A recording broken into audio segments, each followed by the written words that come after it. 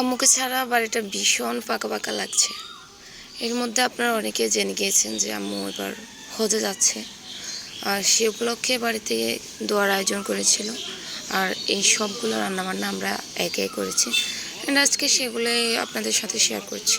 আজকে হয়তো আমার বয়সটা একটু অন্যরকম লাগছে। অ্যাকচুয়ালি আম্মুর জন্য মন খারাপ লাগছে, আমাদের সবারই আম্মুকে মিস করছি। এখানে গরুর মাংসটা রেডি করছে বসানোর জন্য, আর এদিকে মুরগির মাংসটা রান্না হয়ে গেছে। তারপর হচ্ছে সবজিটা রান্না করার জন্য কেটে কুটে রাখছিল। বড় আপু মাটির চুলায় এদিকে রান্না করছে। মাটির চুলায় রান্না করা কি যে কষ্ট। সেদিন এই মাটির চুলায় অনেকগুলো রান্না বড় আপু একার হাতে করেছে। অবশ্যই আমরা রেডি করে দিয়েছিলাম এই আর কি। আর এদিকে বাহিরেও দুটা চুলা বসিয়েছিল, আর বাহিরের দুটো চুলাতে রান্না করেছিল হচ্ছে আমান ভাইয়া। ভাইয়া চুলার কাছে ছিল, এদিকে ডাল বসিয়ে দিয়েছে, আর একটাতে হচ্ছে গরু মাংস বসাচ্ছিল আর কি। সবগুলো রান্নার ভিডিও ক্লিপ নেওয়া সম্ভব হয়নি, কারণ সেদিন আমি প্রচুর পরিমাণ ব্যস্ত ছিলাম। কারণ সেদিন রাতে হচ্ছে আম্মু বেরিয়ে যায়। তো এদিকে আমি হচ্ছে ডালে লবণ দেখতেছিলাম।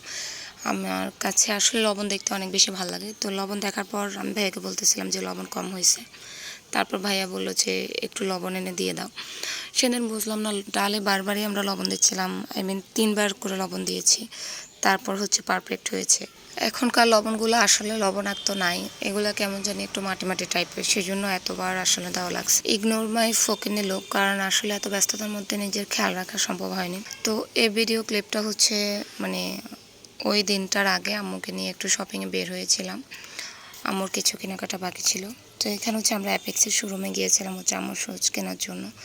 তো অবশেষে হচ্ছে আম্মু এই জুতাটাই হচ্ছে আমাকে পারফেক্ট হয়েছে এবং আম্মুরও পছন্দ হয়েছে। তো এই জুতাগুলো নিয়ে হচ্ছে তারপর শপিংটা শেষ হয়। গাইস, সারাদিন আর ভিডিও করতে পারি নাই, এখন একটা মজার বিষয় শেয়ার করি। দেখো, এরা সবাই জুতা চুরি খেলতেছে, বড় ছোট সবাই মিলে। ওরা আমাকেও খেলতে রাখছিল, কিন্তু আমি যেতে পারিনি। তার কারণ হচ্ছে আম্মুর ব্যাগ গোছাইতে হবে। আগের দিন কিছুটা গোছায় রাখছিলাম, কারণ পরের দিন মেহমান থাকবে, গোছানো সম্ভব না। পূর্ব অবস্থাতে নিয়ে রাখছিলাম তাই। তা এখন আমি আম্মুর কাপড় চোপড় সব কিছু গোছাচ্ছিলাম এবং আম্মুর সাথে কিছু শুকনো খাবার দিয়েছিলাম, সেগুলো ব্যাগটা যত গোছাচ্ছিলাম ততই খারাপ লাগছিল, কারণ কিছুক্ষণ পরে হচ্ছে আম্মু আমাদেরকে ছেড়ে চলে যাবে কিছুদিনের জন্য। আমরা সবাই মিলে অপেক্ষা করছিলাম যে কখন 3টা বাজবে। সবাই সজাগ ছিল। এই তো আধা ঘন্টা 1 ঘন্টার মতো ঘুমিয়েছে, তবে আমি 1 মিনিটের জন্য চোখ বন্ধ করে নাই, ঘুমাই নাই। তারপর রাত যখন 3টা বাজে তখন আম্মু রেডি হচ্ছিল।